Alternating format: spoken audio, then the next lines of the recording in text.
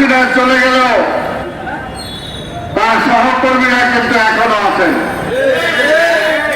এবং তার সহযোগিতা যারা করেছিলেন প্রশাসন সহ বিভিন্ন স্তরে তারও কিন্তু বিদ্যমান। তবে আমরা বলতে চাই, অন্যান্য যারা আছেন বিভিন্ন জায়গায়, আল্লাহ রাস্তা এখন অতীতের কর্মকাণ্ড আপনারা ভুলে যান। অতীতের কর্মকাণ্ড ভুলে নিজেদের যদি ভুল ত্রুটি থাকে সেটা শুধরে আপনারা কিভাবে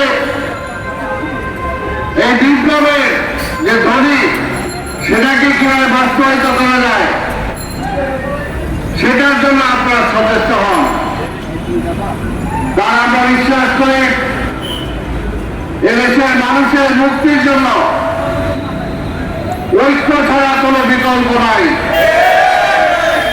কাজে ঐক্যবদ্ধ শক্তিই পারে যেমনিভাবে শেখ হাসিনার মতো একটি স্বৈরাচারকে উঠিয়েছেন, জনগণ নেমে এসেছিলেন। এই অভ্যুত্থানের এই বিপ্লবের যে মূল চেতনা ছিল গণতন্ত্র, মূল চেতনা ছিল বৈষম্যহীন একটি সমাজ, সেটাকে গড়ে তোলার জন্য আমাদেরকে ঐক্যবদ্ধ থাকতে হবে।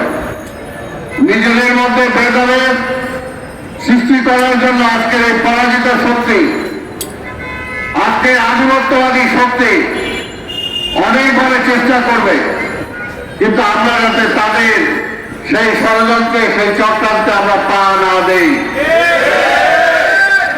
এখন অনেক কাজ বাকি।